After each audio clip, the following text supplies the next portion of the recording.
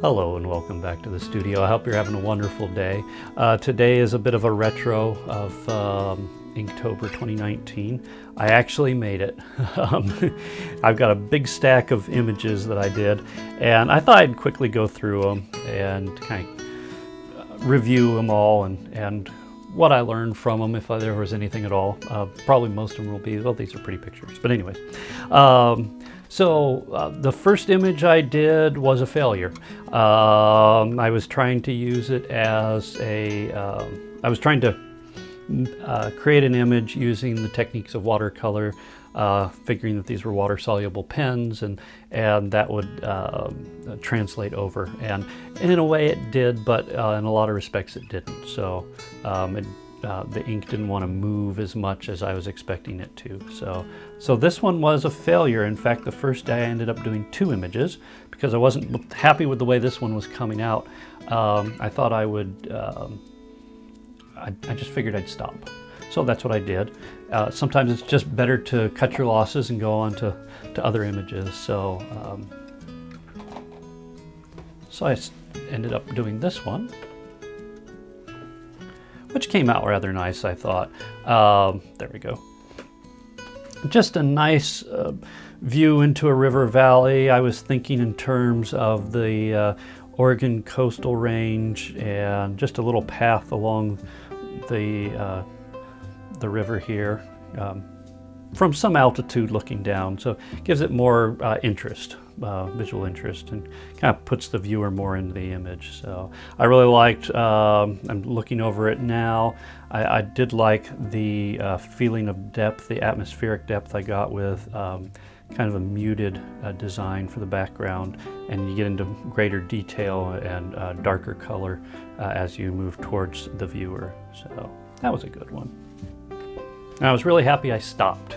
So it was just a really good idea, I think, in retrospective, that I actually stopped the one image and said, you know, this one's not working out. I'm not going to get frustrated and try and make it work. Sometimes it's just good to call it quits. So put the energy where it's useful. So. And after that first day, I thought, well, gosh, am I going to be able to do this? Trying to apply the techniques I have for watercolor to ink just wasn't working. And I thought, well, I'll do a mixed media and I'll go small, and I'll just try and get a mental handle on the situation. So that's what I did here. It was a tiny image. It didn't take very long to make. I was able to bring in some watercolor, so I got some color in there, and that kind of helped me get a grip on what I was trying to do. So.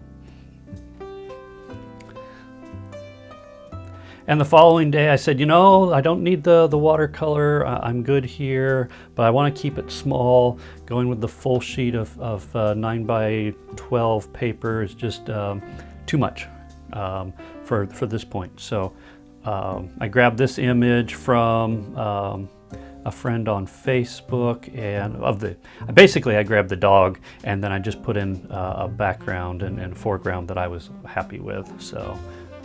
I got to play with negative space and contrasting tones and whatnot. So, oh, and then I also brought in just a little, well, I don't have it with me now, but just a regular ballpoint pen instead of the water-soluble ones, just to do the outlining and whatnot, and that seemed to work well.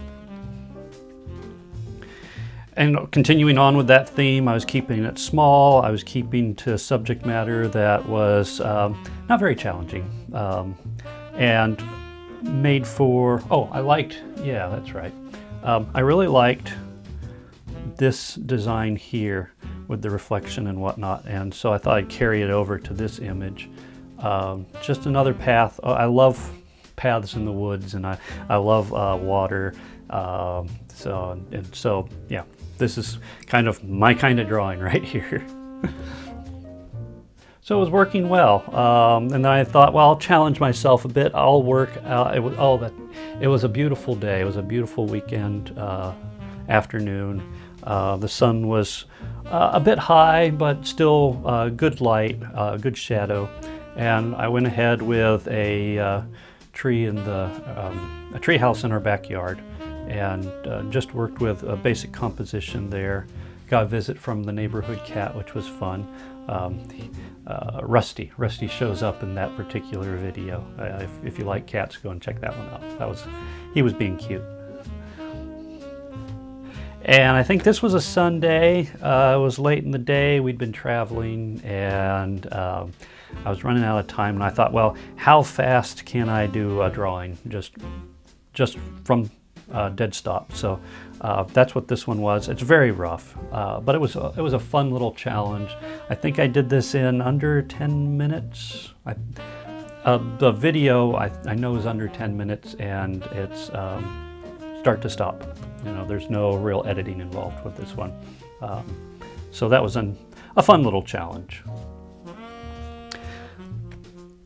Now this is actually from a photo that I took this summer at Fort Rock Museum, Historical Museum. Anyways, I'll put a little text here because I don't remember. So, but this was just a little vignette that I saw. I don't think I moved in. Oh, I moved the broom because I like the composition with the milk jug and whatnot. So just a box of tins. It was a neat little scene. I'm planning on using elements from this for a future painting. So this was a study, but this was the first piece that I thought really captured what I was trying to do with the pen and ink. So, and back to full size, which was kind of nice. And oh yeah, I wanted to play with slightly different subject matter. It still has the landscapes that I did a lot of up to this point, but I thought I'd bring in some fanciful architecture, which really helps to frame the scene and gives it a different feel, a little more linear interest with these man-made structures, just kind of breaking up the image. So.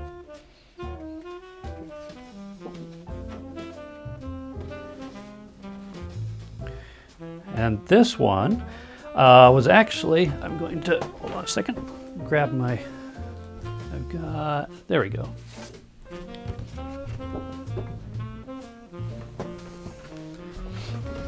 I've actually done this subject before. It's a fanciful tree, and it does not exist anywhere that I know of.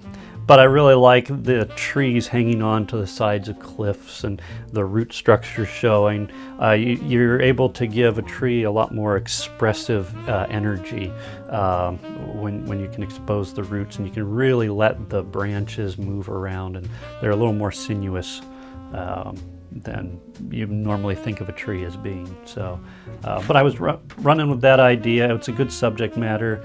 And I was really playing with moving the ink with water at this point, working on different tones for composition. You know, with this one, I can use different colors, but there's still some tonal differences as well, and that kind of leads over into this one as well. So,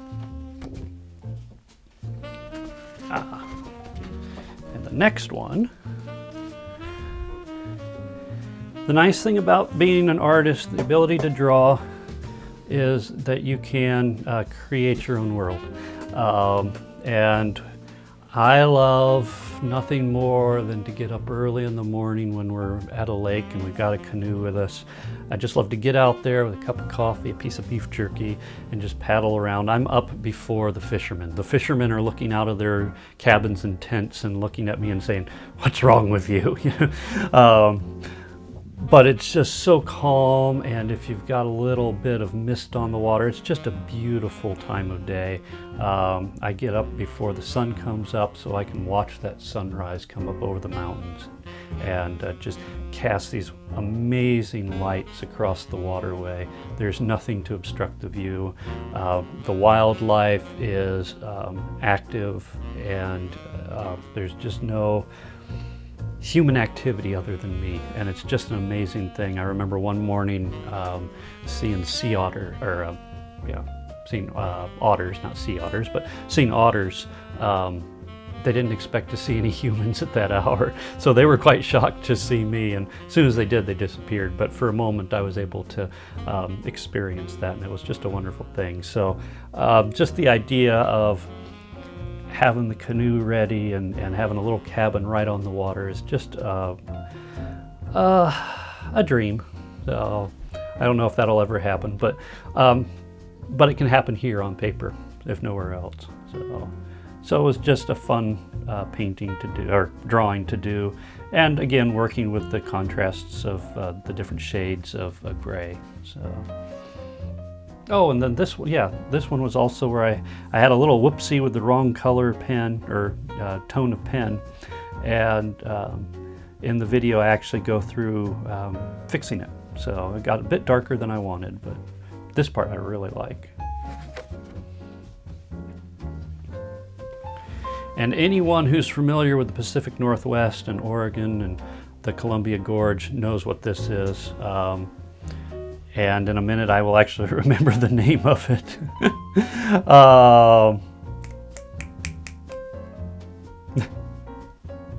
This is something falls. It's a waterfall. It is... I'm going to look it up because I can't remember.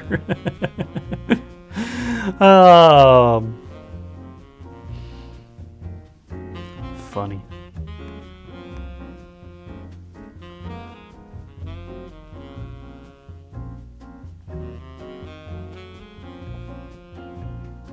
Multnomah Falls. I know that's what it is. It's Multnomah Falls. I actually didn't have to look it up completely. Okay.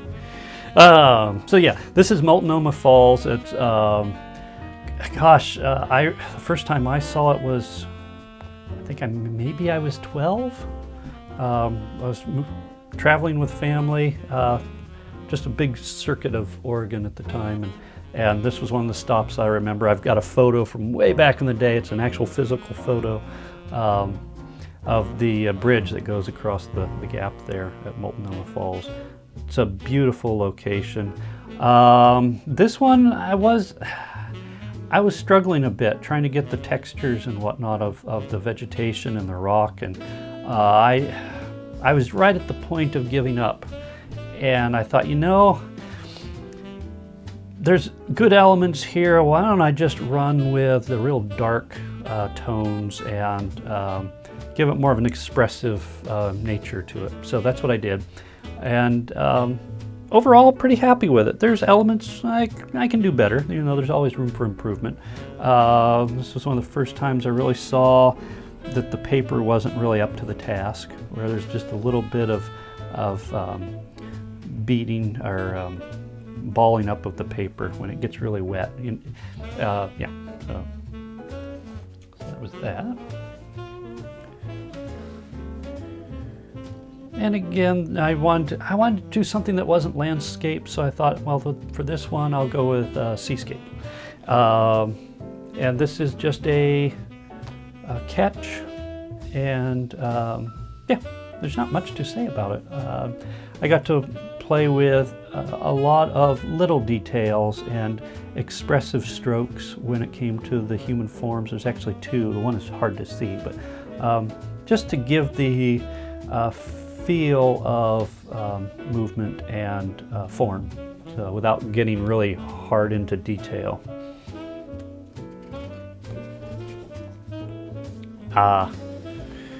And this was a weekend piece. This was, well, I probably don't need to tell anyone, but this is Calvin and Hobbes.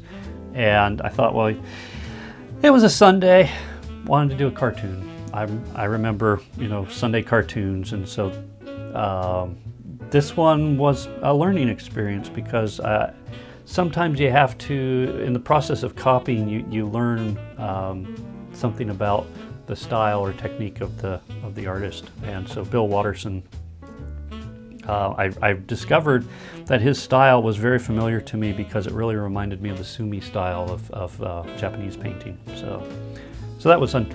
It was fun, and it was a bit of a surprise at the same time. And along this, oh yes, and then I was thinking in terms of sumi painting, so I thought, well, I'll try these pens in that style. This got a bit busier than I wanted with the main branch, but over here I was happy with this. Really happy with the way the birdhouse came out, just because I decided to play with negative space, light and dark, and the suggestion of lines and the suggestion of form without actually completing a full line. The mind can create lines where they don't exist. They can fill in the gaps.